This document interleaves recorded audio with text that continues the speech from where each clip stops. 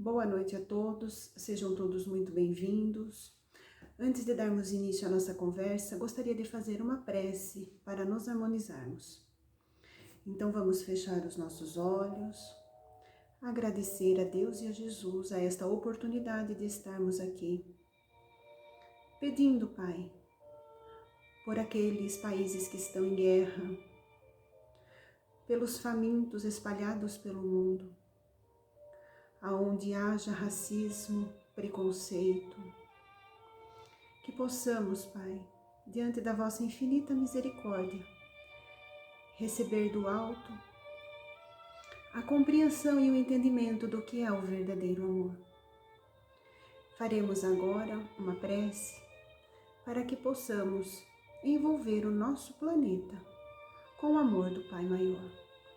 Pai nosso, que estais nos céus, santificado seja o vosso nome, venha a nós ao vosso reino, seja feita a vossa vontade, assim na terra como nos céus. E o pão nosso de cada dia nos dai hoje, perdoai as nossas ofensas, assim como nós perdoamos a quem nos tem ofendido. E não nos deixeis cair em tentação, mas livrai-nos de todo mal. Que assim seja, graças a Deus e graças a Jesus. Então hoje eu estou aqui de volta, porque a semana passada eu terminei a minha fala falando da desobsessão. E aí eu fiquei pensando na obsessão e pedi a oportunidade de vir novamente para acabar linkando um assunto com o outro. E o momento que nós estamos passando é um momento onde nossos pensamentos, às vezes nossas vibrações, elas são de pouca qualidade. Às vezes caímos na tentação do mau pensamento, e é o que gera a obsessão. Então, eu vou colocar aqui uma questão do Kardec no Livro dos Espíritos, para entender como funcionam os espíritos com relação às influências sobre nós. Então, na questão 459 do Livro dos Espíritos, Kardec pergunta: os espíritos influem sobre os nossos pensamentos e nossas ações? E os espíritos respondem que muito mais do que a gente imagina. Então, com essa colocação, podemos perceber que somos responsáveis pelos nossos pensamentos, ações, palavras, atitudes, porque isso vai determinar o que nos circunda, que tipo de espíritos nos circundam.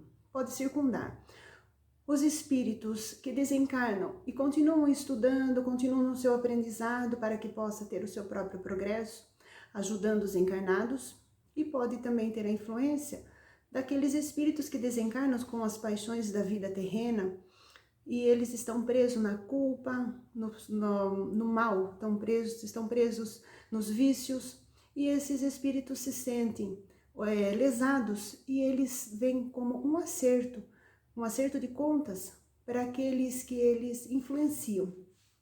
Então, nós só podemos ser influenciados pelo bem ou pelo mal. E o que é obsessão?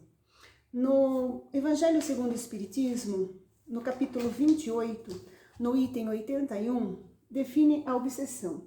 A obsessão é a ação continuada que um espírito mau ou ignorante exerce sobre um indivíduo. E a obsessão, ela se dá porque ainda temos as nossas imperfeições morais. Ainda temos aquelas más tendências que são bastante arraigadas no nosso ser espiritual. E ela pode ser bilateral, ou seja, é responsável por esse processo, tanto o obsessor quanto o obsedado. E esse estado obsessivo, às vezes, ele é muito sutil, ele passa por desapercebido. Vamos pegar um exemplo de uma pessoa que é muito irritada ou muito mal-humorada. Aí tem aquele comentário: mas fulano tem um gênio forte, fulano é genioso. O que acontece? Já tem a má tendência e ainda sofre uma influência bastante sutil, mas que deixa esse comportamento exacerbado. Às vezes a pessoa não percebe, né, que ela está sendo influenciada. E aí nós temos vários tipos de obsessão. Nós temos a desobsessão de encarnado para encarnado, ou seja, quando um ser ele domina mentalmente aquele que ele faz de vítima. Vamos dar o exemplo de um marido extremamente ciumento, que ele acaba limitando a liberdade da esposa por esse ciúme. Então, isso pode se dar uma obsessão de encarnado para encarnado. Aí nós temos a do desencarnado para o desencarnado, uma obsessão de espírito para espírito. Às vezes, na passagem terrena, temos desafetos, temos diferenças com algumas pessoas. E aí, quando o ser desencarna, ele passa o tempo dele na erraticidade. Quando esse desafeto desencarna também, eles acabam se encontrando pela lei da afinidade. Então, eles vão obsedar um ao outro na erraticidade. Aí nós temos também a obsessão de desencarnado para encarnado. Essa obsessão a gente pode pegar lá no livro, no Evangelho, na parte do inimigo desencarnado. Toda obsessão que o encarnado sofre é por desafeto do passado também. E essa passagem do Evangelho, ela deixa muito clara que com a morte não se extingue o desafeto, não se extingue a inimizade. Então, quando temos um inimigo encarnado, você sabe onde ele está. Então, por exemplo, ele está numa festa. Você fala, eu não vou lá porque fulano está lá. Eu não vou na casa do outro porque o fulano vai estar lá. Então, você tem controle de onde o inimigo está. Mas e quando ele desencarna? A gente não vê. Então, esses inimigos do passado, eles acabam vindo para acertos de contas também, que na ótica deles estão injustiçados. E aí eles vêm fazer essa perturbação, trazendo o mal-estar para esse encarnado que ele julga necessário o acerto. Temos também a obsessão do encarnado para o desencarnado. Parece raro, mas é mais comum do que a gente pensa. Vamos pegar o exemplo de uma pessoa que desencarna um parente ou uma pessoa muito querida. Ao invés de emanar a preces de amor, preces com vibrações amorosas, né? Ela acaba, pela dor, pela perda desse ente querido, ela acaba entrando num sofrimento profundo. E isso gera a obsessão do encarnado para o desencarnado. Eu vou dar um exemplo aqui de uma passagem de um livro chamado Na Hora do Adeus. É um livro do Luiz Sérgio. Esse livro até tem em PDF. Se vocês quiserem dar uma olhada, é um livro que traz passagens de desencarnados e o comportamento desse desencarnado e do familiar de acordo com a condição de conhecimento e vibrações enquanto encarnados. Então, tem uma das passagens desse livro que é de uma menina de 21 anos que desencarna, é uma família bastante abastada, e a família deixa o quarto da menina intacto após o desencarne. Então, como ela deixou o quarto, ficou. A mãe, diante de tanto sofrimento e tanta dor, sem nenhum conhecimento religioso, acaba entrando num sofrimento profundo e vive medicada, vive com calmantes, tem uma enfermeira que cuida dela. O pai, aparentemente austero, cuida de tudo. Ele dá a seguinte orientação para a cozinheira, que todas as refeições da casa seja levado no quarto da menina numa bandeja, como se a menina estivesse lá. E assim eles passam dia a dia. E o Luiz Sérgio visitou essa família, né, constatou isso, e o Luiz Sérgio é quem escreve o livro, né, o espírito que vai fazer os relatos desses velórios. E aí ele vai para a colônia onde a menina está sendo tratada. Quando ele chega lá, ele encontra a menina extremamente perturbada e com sensação de náusea, porque ela relata que ela tem a impressão que estão forçando ela a comer sem fome. Então, o que eu quero dizer? Que dependendo das nossas vibrações aqui em relação ao desencarnado, é o tipo de energia que ele recebe, aonde ele está sendo tratado, onde quer que ele esteja. Então, o que precisa? Precisa emanar muitas vibrações de amor para que não obsedamos aquele desencarnado. Daí nós temos também a obsessão recíproca, que é uma simbiose entre o encarnado e o desencarnado. Eles comungam dos mesmos pensamentos e das mesmas vibrações. Eu tive um exemplo desse, uma vez na sala da desobsessão, que na circunstância estava sendo atendida uma moça.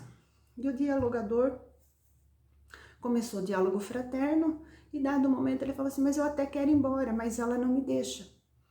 Então, quando acontece essa simbiose de pensamento, geralmente são pensamentos que não são bons. E aí, um se nutre da energia do outro, tanto encarnado como desencarnado, nutrem-se da energia um do outro. Mas, precisamos tomar muito cuidado para não entender que todo processo é obsessivo, para jogar culpa no obsessor, sendo que por vezes somos responsáveis pelas nossas escolhas, né? Então precisamos ter a sensibilidade de perceber o que é nosso e o que não é nosso. Então o que é nosso nós precisamos acertar essa má inclinação. E o que não é nosso, nós precisamos fazer preces, fazer orações para aqueles irmãos que não têm a compreensão, que estão nos prejudicando. E essa sensibilidade acabamos criando através de boas leituras, de bons áudios, né, bons vídeos no YouTube, que tem muito. Se vocês quiserem ver a Sueli Caldas Schubert, ela traz muito sobre isso, com bastante clareza. E também conectando-se, né, ao alto, conectando-se a Deus, a Jesus, nós podemos criar essa sensibilidade maior. E essas perturbações, a obsessão, ela pode trazer tantas perturbações, pode trazer sensação de preguiça, pode trazer prostração, de desânimo, ataques esquizofrênicos, ela pode trazer também pensamento suicida, às vezes pode até acontecer o suicídio, levar a vícios da mais diversas ordens de vícios, por influências pesadas, né, de irmãos menos felizes. Sempre, claro, de acordo com a sintonia do nosso pensamento. Nós só conectamos a obsessão de acordo com a vibração dos nossos pensamentos, das qualidades dos nossos pensamentos, palavras e atitudes. Mas daí pergunta-se assim, mas e criança? Criança pode sofrer obsessão? Sim. Por quê? Precisamos levar em conta que aquele corpinho da criança, aquela coisinha mais bonitinha, habita ali um ser espiritual, às vezes milenar, que já teve várias encarnações, várias vivências, várias experiências. E aí, quando ela reencarna, ela pode trazer desafetos do passado. E como tratar essa criança? Da mesma forma que tratamos um adulto, levando ao centro, passando por um atendimento fraterno, passando pela fluidoterapia, água fluidificada, orientação aos pais que tratem desse ser com muito amor, com muito carinho, paciência, tolerância, porque às vezes precisa muito, né, para poder passar por esse processo. Orientar o culto do Evangelho no lar, que é fundamental para o tratamento, e levar essa criança à sala da evangelização no centro, né? Tem as salas que vão explicando de uma forma mais leve, né, sobre o Evangelho de Jesus para as crianças. Então, a participação na evangelização é de extrema importância. E com isso, meus amigos, eu trouxe aqui hoje essa fala, né, da obsessão, porque às vezes pode estar passando por um processo e desconhece. O atendimento fraterno está acontecendo virtualmente. Se alguém tiver necessidade, pode procurar um trabalhador da casa que vai orientar o atendimento fraterno. E o importante é passar por esse período com leveza. Embora às vezes seja um período obsessivo bastante pesado, precisamos fazer as nossas escolhas. Como quero passar de uma forma mais leve, mais sutil. E o centro está aqui para ajudar nesse aspecto, para que possa ser orientado, encaminhado e todos fiquem bem. Então, a mensagem da noite é essa. Eu gostaria de deixar para vocês um abraço bem grande, um beijo no coração de cada um e até uma próxima oportunidade.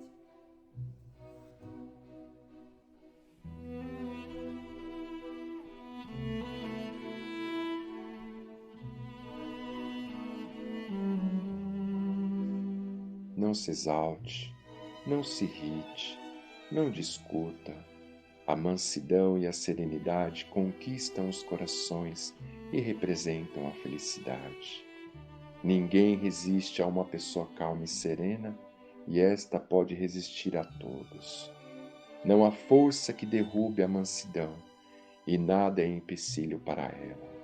Os mansos e serenos conseguem tudo o que desejam na terra, com a vantagem de jamais estragarem sua saúde tão preciosa. Assim, preparando-nos para o passe, vamos convidando a todos os nossos irmãos que fechem os seus olhos, descruzem braços e pernas e pense em Jesus. E vibremos muita paz, amor e bastante equilíbrio. Pedindo ainda pela saúde dos nossos irmãos, pela recomposição de células e órgãos afetados do seu corpo físico, a começar pela cabeça, tórax, abdômen e meios. E que os nossos irmãos possam distribuir em seu lar com todos os seus familiares um pouquinho desta paz, deste amor e deste equilíbrio. Pai nosso, que estais em toda parte, santificado seja o vosso nome. Venha a nós o teu reino de amor e luz. Seja feito, Pai, somente a tua vontade, não a nossa, assim na terra como em todos os mundos habitados.